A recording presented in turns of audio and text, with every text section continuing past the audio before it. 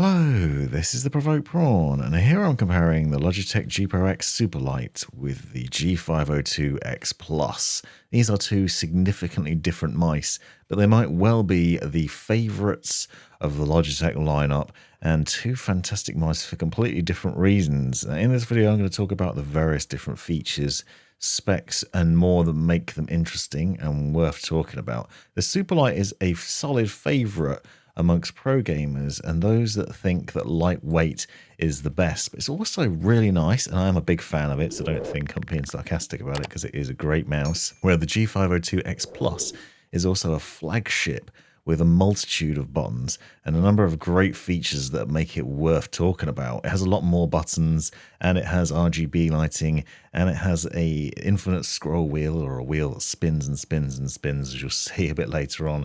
So there's a lot going for it, and it's also a fantastically comfortable ergonomic mouse. You'll see that the G502 Superlight is a bit more sort of symmetrical in its design, so perhaps more friendly for lefties than the G502 X Plus, although they both have left-hand side thumb buttons, so really they're both designed for right-handed gamers. There are some other minor differences that you won't spy immediately, and I'm going to show those in this video. And also I'll link in the description to my reviews on both these mice, so you can check those out and find out a bit more detail, including a look at the software. But there are some other subtleties.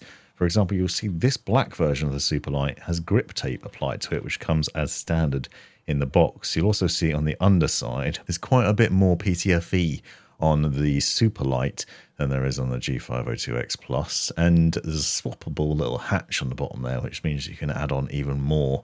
So it has a bit more of a slick design, and also it's significantly lighter, as I'll show later on as well.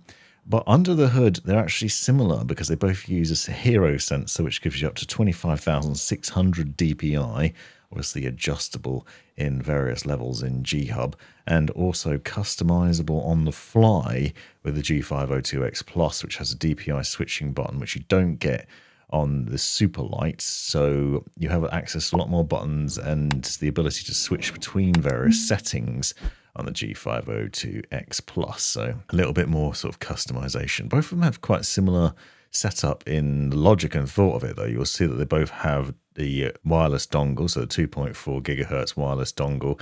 They also have this adapter, which basically extends the range. Now you'll see that the Superlight comes with micro USB charging cable, which many people will loathe, especially in 2022.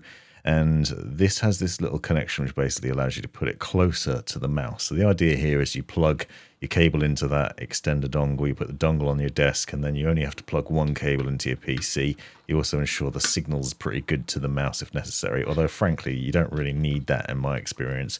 You plug the little dongle in and you've got a pretty solid connection to your PC, and it's low latency, obviously delivers fantastic connection there. There's no Bluetooth. Both of them use the wireless, so the Lightspeed wireless technology, to deliver that 2.4 gigahertz connection. Another point that's also interesting is they also both work with Logitech's PowerPlay system. So this is basically a charged mouse mat which you can purchase from Logitech, which you just attach a little dongle to. So you swap out that cap that you saw earlier on, you put in the PowerPlay one, and then you can use your mouse on this mouse mat and then never have to plug it in. That works on both the Superlight and the G502 X Plus, so you can make them essentially wireless forever, which is fantastic. Now, when you put both of these mice on the scales, you'll notice some significant differences in the weight. You see that red Superlight weighed in at 61 grams, whereas the G502 X Plus is 105, so quite a bit heavier, although significantly lighter than the original G502.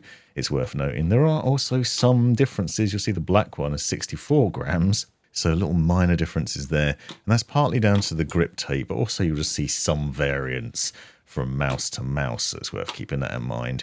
And as I said, you also have the ability to swap out the little cap on the bottom, so you get two caps in there, basically covers over a little dock. So on the underside you have a little housing where you can store your dongle when it's not in use. You can swap that out for this one with extra PTFE on it, so it's even slicker on the Superlight. And that is obviously going to add a small amount of extra weight, a very small amount. So if you're looking for a really lightweight mouse, then the Superlight is obviously the one to go for, whereas the G502 X Plus is a little bit heftier, a little bit heavier, and I also think it's a little bit larger.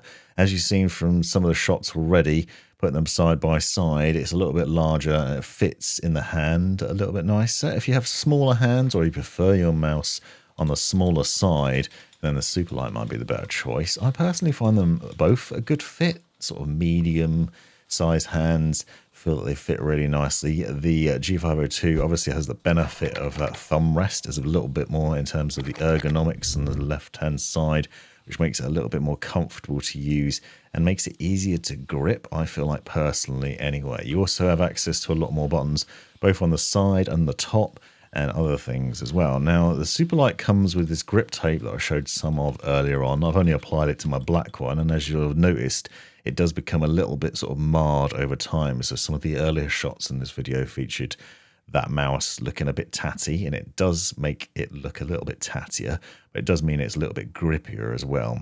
I think the standard mouse without a grip tape actually looks really nice, and to be honest is really easy to grip onto anyway. I never had any problems with holding onto it, so don't think that just because grip tape's included it's a really slippery mouse that's going to be hard to hold. I've got quite hot hands, I get quite warm, and I haven't had any issues there. Now, in terms of battery life, you can see you get a little indicator on the G502 X Plus, which lets you know both when you're switching DPI levels, but also when your battery's running low. It also has RGB lighting, which might make you think that you're going to get less battery, but actually you don't, which is pretty interesting. I'll leave all the specs in the description on what you do get, but you can get about 70 hours of battery out of the Superlight and about 120 hours out of the G502 with the RGB off, or 37 with it on. The other thing that's different about the G502 X Plus is you have this swappable button at the front, which you can also remove and cap off. That's basically a DPI switching button, drops you into a lower DPI level. Both mice are customizable in terms of the buttons and what button does what. You can also add in G-Shift in G-Hub, which basically allows you to customize a secondary layer of actions. When you press one button, you can then access another layer.